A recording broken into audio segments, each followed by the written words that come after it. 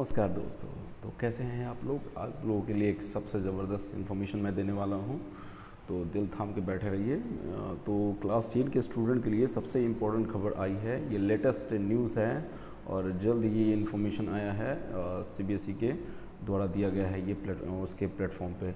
तो सबसे आपको मालूम होगा कि बहुत दिनों से आपके अंदर भी क्वेरी हो रहा होगा कि हाँ, कि कैसे एग्ज़ामिनेशन होगा इस बार। बहुत सारे बच्चों के मन में ये डर हो रहा था कि हाँ, टर्म अगर फर्स्ट टर्म होगा और सेकंड टर्म होगा तो चैप्टर में कौन कौन से कंटेंट होंगे, या ऐसा भी हो सकता है कि फर्स्ट टर्म में कौन कौन से मतलब चैप्टर से कौन कौन से फर्स्ट टर्म में कौन कौन से चैप्टर होंगे और सेकंड टर्म में कौन कौन से चैप्टर होंगे। या हो सकता है ऐसा भी है कि अगर दोनों टर्म में अगर वो चैप्टर प्रेजेंट रहा तो फिर कौन कौन से कंटेंट होंगे। तो ये बहुत सारे ढेर सारे क्वेरी थे मन में, स्टूडेंट के मन में। ये सब अब इस वीडियो के द्वारा ये दूर हो जाएगा। आपने सब्सक्राइब नहीं किया हो तो सब्सक्राइब कीजिए और बेल आइकन दबाइए, क्लिक कीजिए, है ना। उसके बाद लाइक कीजिए, शेयर कीजिए, वीडियो को एंड तक देखते रहिए, है ना, क्योंकि वीडियो तक एंड तक नहीं देख पाइएगा तो आपको कुछ समझ में आने वाला भी नहीं है। तो इसलिए दिल थाम के बैठे रहिए और देखिए मैं क्या आपको इन्फॉर्मेशन देने वाला हूँ। तो सबसे पहले आपको देख रहे होंगे वन पेपर है यहाँ पे। तो फर्स्ट पेपर है आपको है यहाँ पर, वो 90 मिनट्स का है। तो 90 मिनट्स मतलब इसमें आपको MCQ क्वेश्चन आएंगे और MCQ डिफरेंट टाइप का MCQ हो गया, उसमें 1 मार्क्स का क्वेश्चन रहेगा ही, ठीक है। तो ज़रा चलते हैं। सबसे पहले नंबर सिस्टम है आपका। सबसे मैथमेटिक्स का जो ब्रांच है, ब्रांच वाइज बांटा गया है ना। उसमें कंटेंट भी देखना है हमें, कौन कौन सा कंटेंट है, ठीक है। यह हो सकता है कि नंबर सिस्टम में बहुत जो भी मैंने आपको अभी तुरंत मैंने आपको जो बताया है उसको देखना है। तो सबसे पहले यहाँ नंबर सिस्टम है वो 6 मार्क्स का है, अलजेब्रा है 10 मार्क्स का है, कोऑर्डिनेट ज्योमेट्री 6 मार्क्स का है, ज्योमेट्री आपका 6 मार्क्स का है ना, ट्रिगोनोमेट्री आपका 5 मार्क्स का है, मेंसुरेशन 4 मार्क्स का है, स्टार्टिंग एंड प्रोबेबिलिटी 3 मार्क्स का हो गया।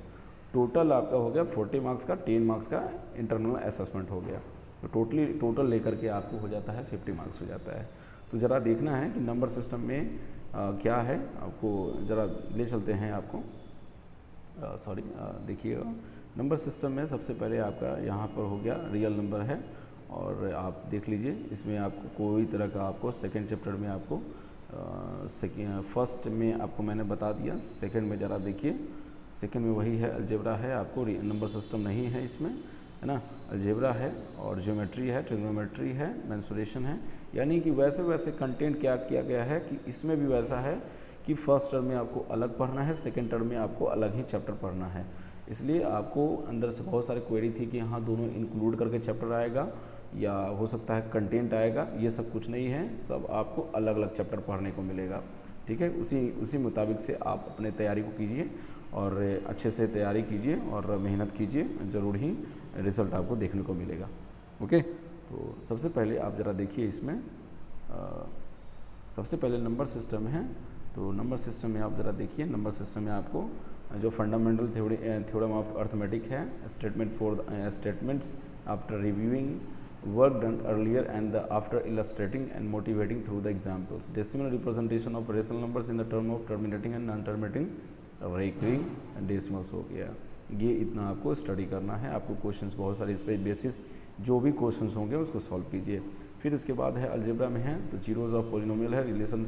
उसके बाद नेक्स्ट टॉपिक आपका हो गया relationship between zeros and coefficient of quadratic polynomial only हो गया। यानी कि क्यूबिक पॉलिनोमियल का जो कोफिशिएंट होता था उसका जीरोज हो जाता था, वो आपको इस बार क्वेश्चन का सॉल्यूशन नहीं करना है इस पर, और नहीं बाई क्वाड्रेटिक इक्वेशन को भी सॉल्व नहीं करना है ना, उसके जीरोज और उसके कोफिशिएंट से कोई मतलब आपको नहीं है। इसी दोनों को है, चैप्टर भी कंटेंट है, जो कंटेंट दिया गया है उसके बेसिस पर आपको क्वेश्चंस को सॉल्व करना है, तैयारी करनी है।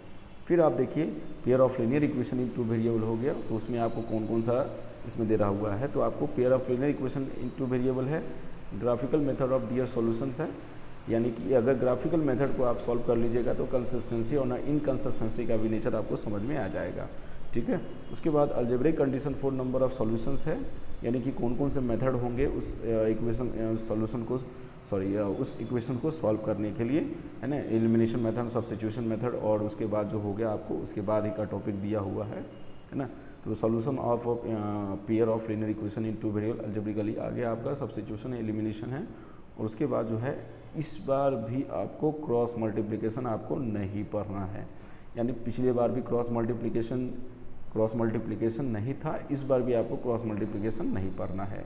चलिए, उसके बाद हो गया सिंपल सिचुएशनल प्रॉब्लम्स हो गए, यानी उसके बेसिस पे हो गया। फिर सिंपल प्रॉब्लम ऑन इक्वेशंस हो गया, जो उसको लीनियर इक्वेशन की तरफ में कन्वर्ट करने में रिस्पॉन्स करता है, फिर उसके बाद उसको सॉल्व किया जाता है।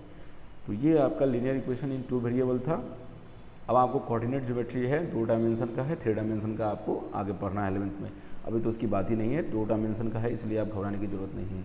तो इस वाले में आपको इस जो चैप्टर है कोऑर्डिनेट ज्योमेट्री है, कोऑर्डिनेट ज्योमेट्री में आपको कंसेप्ट ऑफ कोऑर्डिनेट ज्योमेट्री हो गया, ग्राफ ऑफ लीनियर इक्वेशंस हो गया, है ना, डिस्टेंस फार्मूला हो गया और सेक्शन फार्मूला हो गया। अच्छी बात खबर ये है कि आपको जो ट्रायंगल के एरिया निकालना था, पिछले बार भी नहीं था, इस बार भी उसको हटा दिया गया है। चलिए, तो ये आपका कोऑर्डिनेट ज्योमेट्री में है। ज़रा देख लेते हैं कोऑर्डिनेट ज्योमेट्री में कहीं उस कोऑर्डिनेट ज्योमेट्री नहीं दिया हुआ है। चलिए, आप लोगों को थोड़ा सा कम गया है, थोड़ा डाउन हो गया है, इससे आपको मतलब सॉल्व करने में भी बनेगा, अच्छी बात है। और फिर उसके बाद ट्रायंगल्स में देखिए, है ना, तो ट्रायंगल्स में ज़रा देखते हैं ज्योमेट्री में आपको क्या क्या पढ़ना है। ये आपको जो है जो थेल्स थ्योरम है वो आपका है। फिर उसके बाद जो है उसके बेसिस पे जो है नेक्स्ट आपका जो थ्योरम है यहाँ पर, if a line divide 2 side of a triangle in the same ratio in the line is parallel to third side, तो ये आपका हो गया। चलिए, नेक्स्ट है आपको है, ज़रा देख सकते हैं इस पर आपका क्या है। तो टोटल आपको 9 थ्योरम है, 9 थ्योरम को अच्छे से बनाना है आपको, है ना। पाइथागोरस थ्योरी भी इसमें भी इंक्लूड है, इसलिए ध्यान से चलिए। तो इन सब को आपको अच्छे से क्वेश्चंस को सॉल्व कर लेना है सिमिलर ट्रायंगल में, ओके। चलिए, उसके बाद ट्रिग्नोमेट्री में हो गया आपको जो एक्विट एंगल का जो राइट एंगल ट्रायंगल है उसके एक्विट एंगल है, उसके बेसिस पे आपको स्टडी करना है, इसको सॉल्व करने हैं क्वेश्चंस को। फिर उसके बाद जो है वैल्यू ऑफ ट्रिग्नोमेट्रिक रेशियोज है 30 डिग्री, 45 डिग्री, 60 डिग्री है। और उनके बाद जो रिलेशनशिप बिटवीन जो रेशियोज में है वो आपको इसमें क्वेश्चन बनाना है। फिर उसके बाद ट्रिग्नोमेट्रिक आइडेंटिटीज़ भी आपको ध्यान देना है, ठीक है। तो प्रूफ और एप्लीकेशन है जो यानी कि साइन स्क्वायर ए एंगल और sine square A plus cos square is equal to A, और जो उससे जो आपका है इस पे बेसिस क्वेश्चन आपको रहेगा।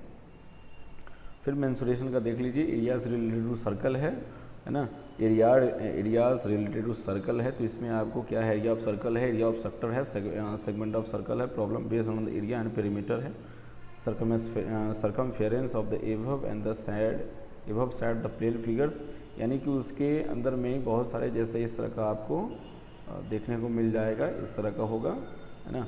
और उसमें आपको इस तरह का बना हुआ सिस्टम, ऐसे किस तरह का क्वेश्चन रहता है आपको, या हो सकता है ऐसे इस तरह का क्वेश्चन रहेगा, और फिर आपको इस तरह का होगा, यानी इसमें प्लेन फिगर भी इसमें, तो प्लेन फिगर भी इसमें इंक्लूड आएगा। चलिए, नेक्स्ट है आपको 60 और सेंट्रल एंगल भी है 60 डिग्री और 90 डिग्री पर।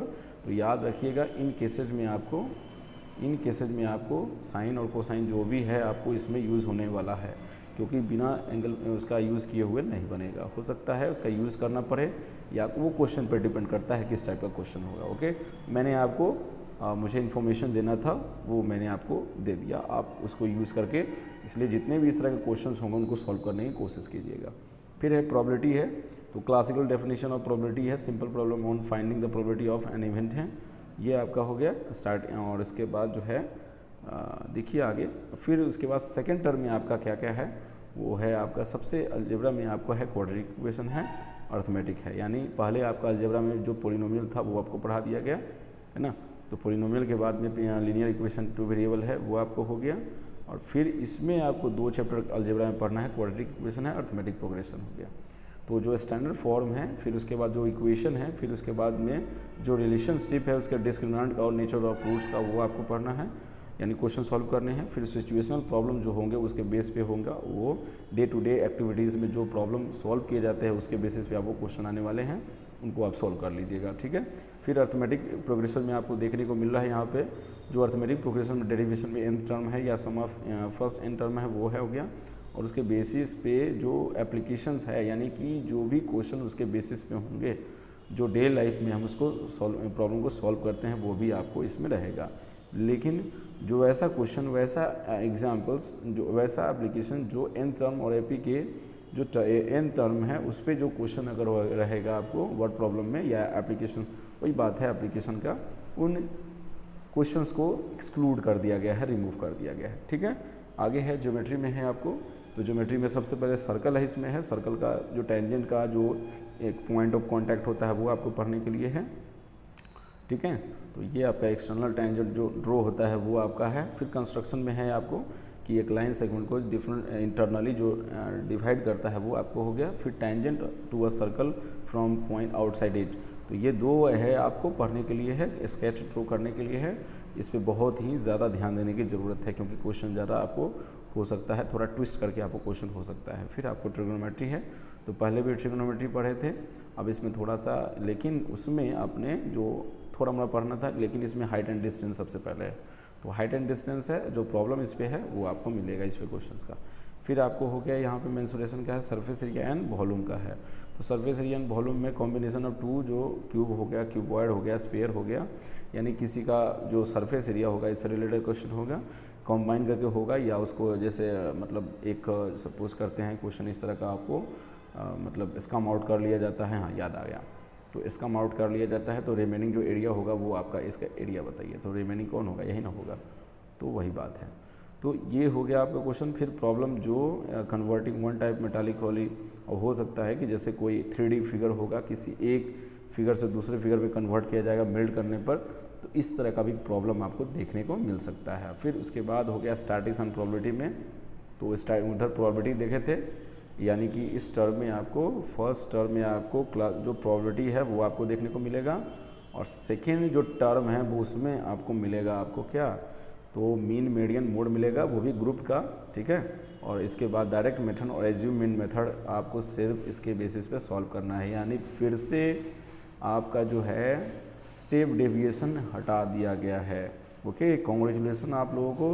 पिछले बार भी क्रॉस, यहाँ पर आपको क्रॉस मैं बोल रहा हूँ, माफ़ कीजिएगा, स्टेप डेविएशन जो था वो आपको, वो स्टेप डेविएशन मेथड है ना, स्टेप डेविएशन मेथड उसको रिमूव कर दिया गया है, तो इस बार भी हट गया है।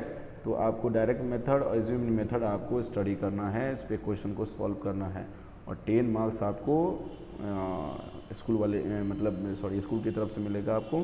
तो इसमें आपको इस तरह का कुछ पॉलिसी है, इसमें आपको फुलफ़िल करना होगा, इन तरह के क्राइटेरिया को फुलफ़िल करना होगा, तब जा कर के आपको मार्क्स मिलेगा। ओके, तो वीडियो को एंड तक देखने के लिए धन्यवाद। लाइक कीजिए, शेयर कीजिए और सब्सक्राइब भी कर सकते हैं। धन्यवाद, नमस्ते।